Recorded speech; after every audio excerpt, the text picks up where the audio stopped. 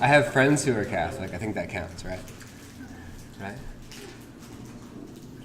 You see what that is right there? That was a reference to something. Anyways, it's a whole thing.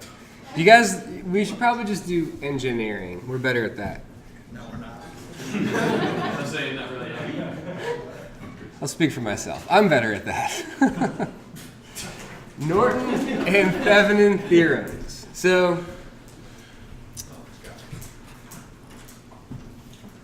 these are concepts that come from electronics. So, hopefully they're familiar to you guys. This lecture is very much in parallel with a lecture that I give in electronics in the mechatronics class. But it's like a generalized version of that. So, the following remarkable theorem has been proven. We call it generalized Thevenin's theorem.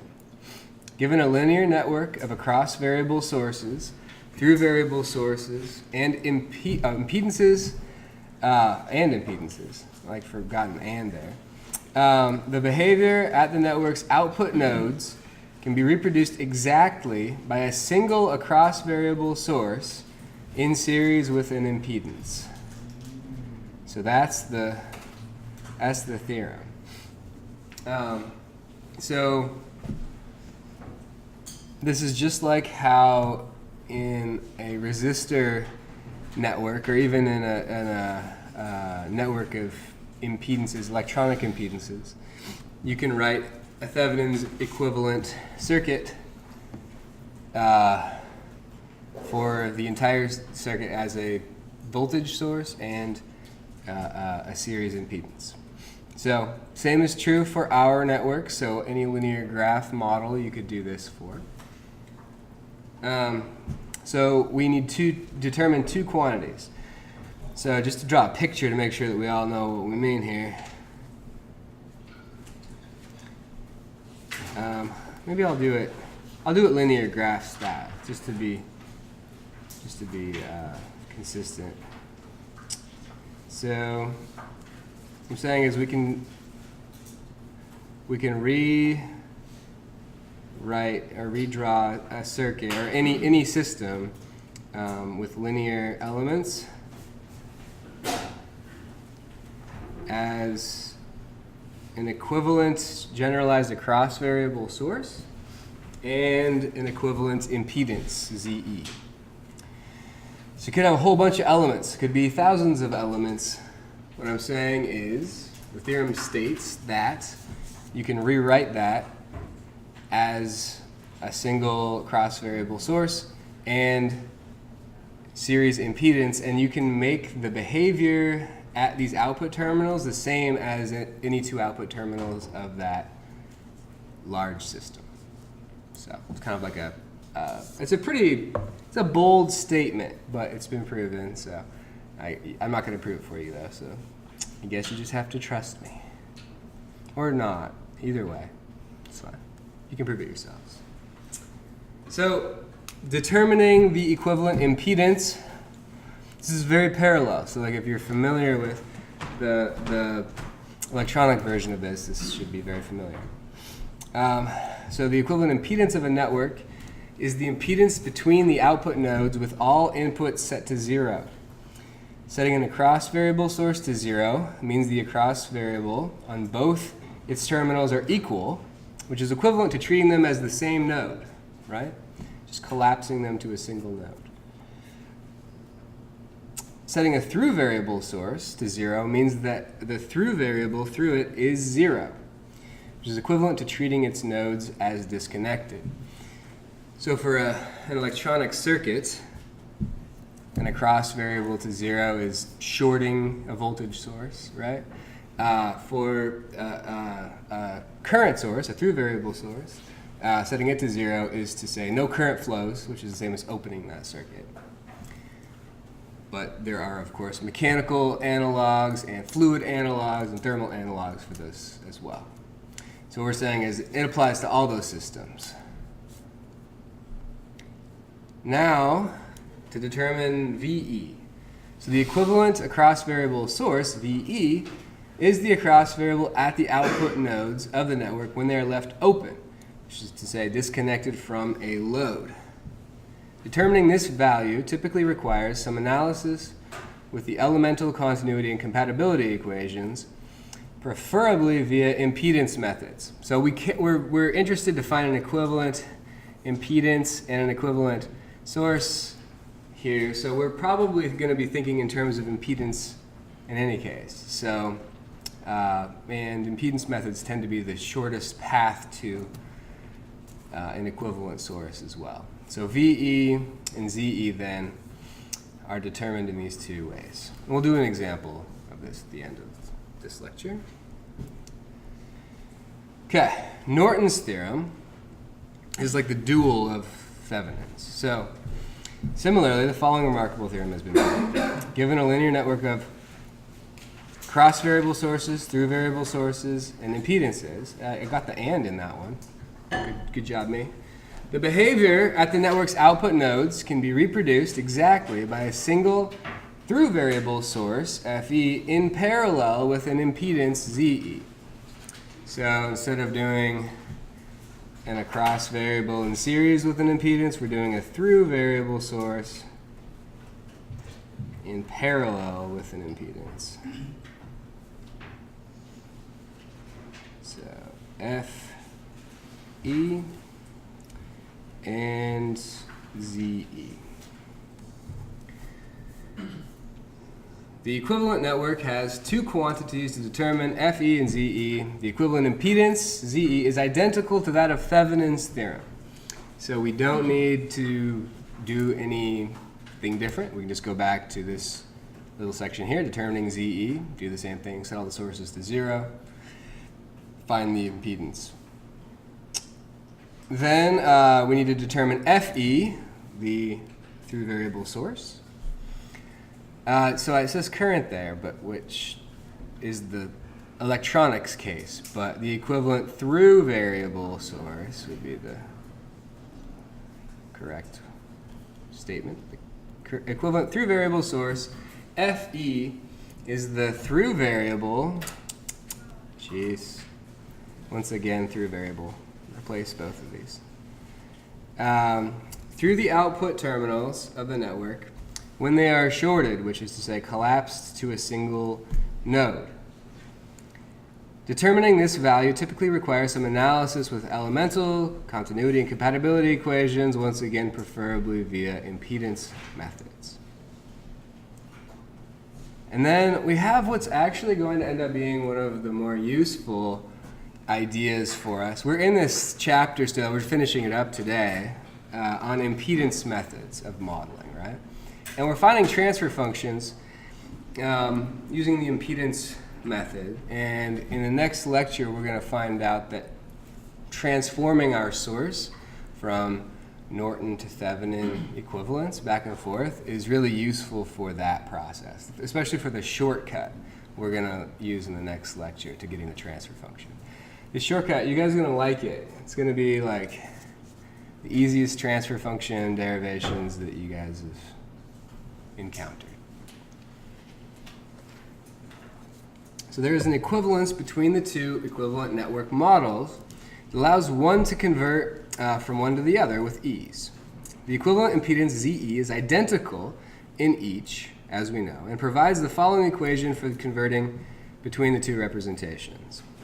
So the statement is just simply that the across variable equivalent source is equal to the equivalent impedance times the through variable equivalent source.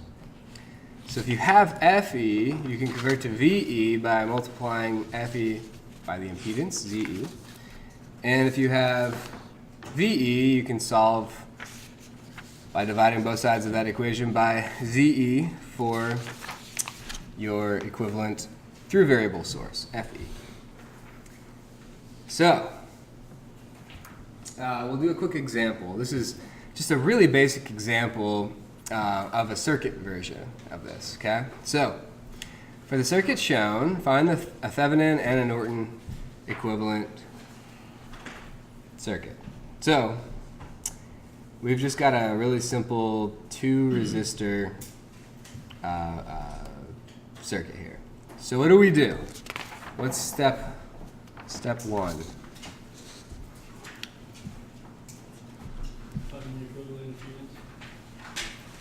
Yeah, so we need to find the equivalent impedance no matter which way we go. We need to find Thevenin and Norton. So let's find Thevenin and then use the equivalents here to find Norton, just because this little thing allows us to do just one and then we get the other one for free, right? So let's redraw our Thevenin model. So in sort of circuit diagram version, we would have a voltage source, VE, the equivalent voltage source, and in series with an equivalent impedance, ZE. So this is our Thevenin equivalent, and we got to find out what VE and ZE are. So finding ZE first, so Thevenin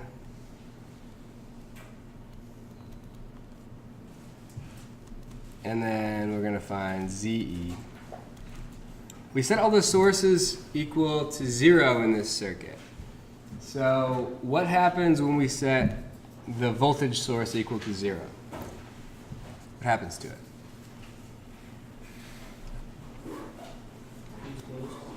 Yeah, it's just a closed circuit. It's just a short, right? Because we're saying that the difference in potential across this is 0. Which is to say that they're both at the same voltage, which is exactly what a wire is, right? Something that has no difference in potential across it, an ideal wire at least, right? So essentially we're shorting it out, temporarily we're shorting it out. And we're left with finding the impedance between this node and this node.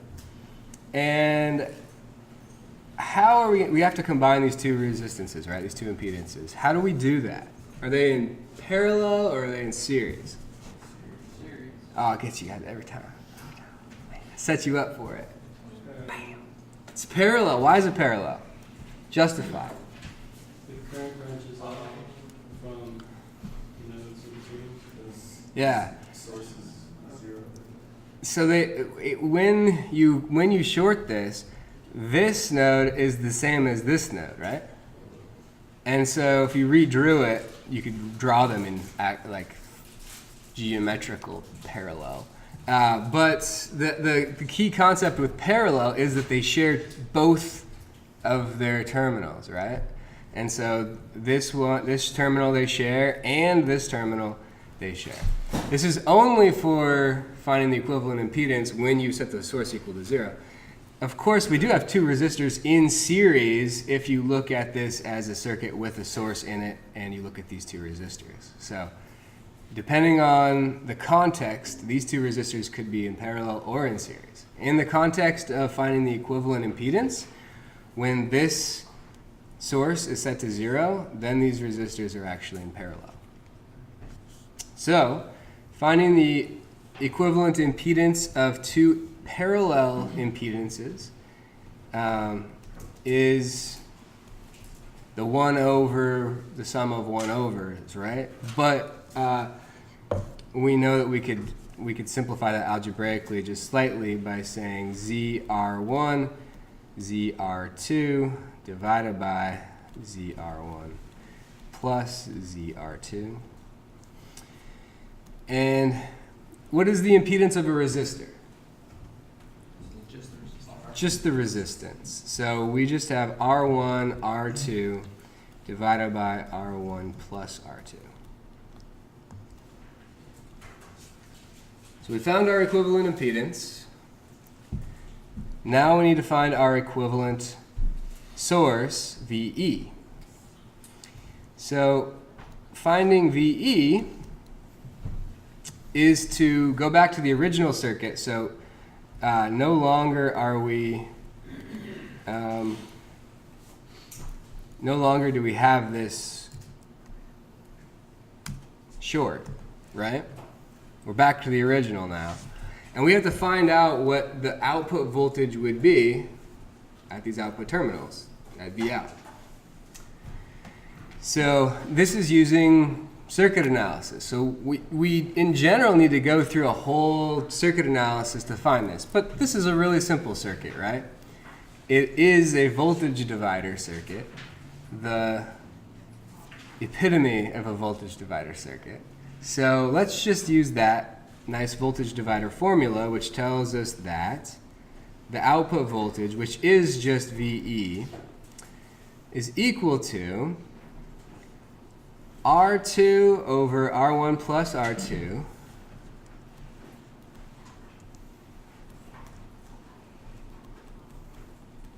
times the input voltage, which is Vs.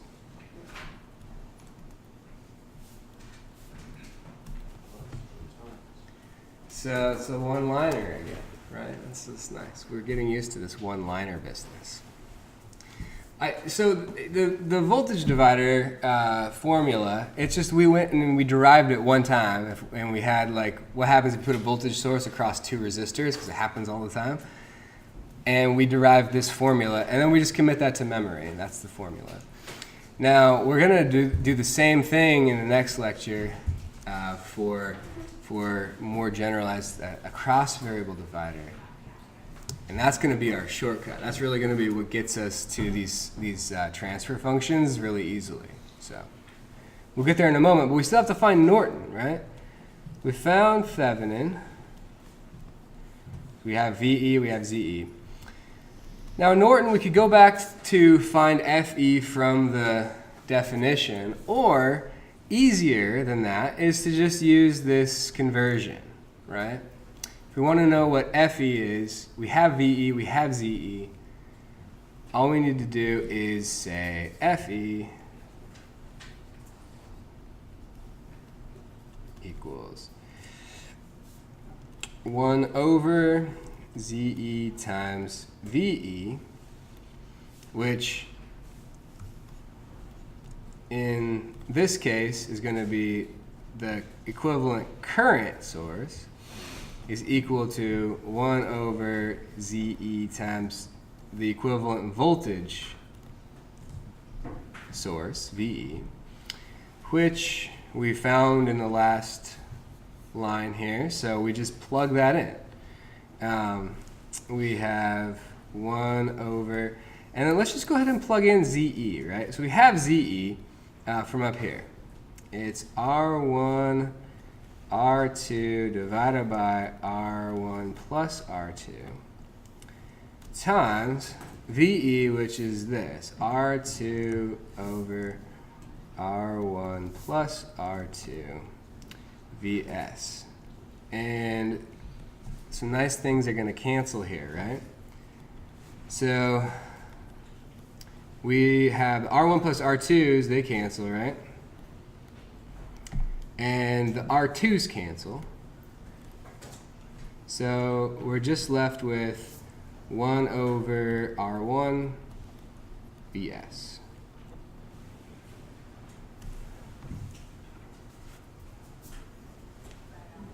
Not too bad.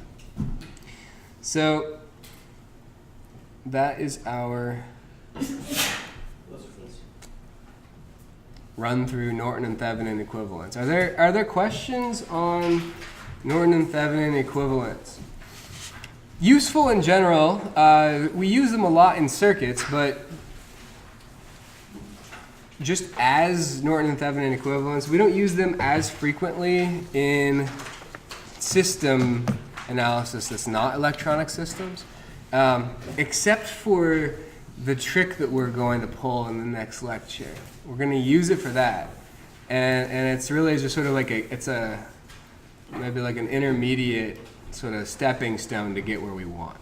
Okay, and in particular, we're going to want to transform Thevenin and Norton equivalents with this little formula, which is pretty simple. So we're just going to use this as like a little leapfrog pad, lily pad, frogger. I don't know. I'm just making up words. Okay.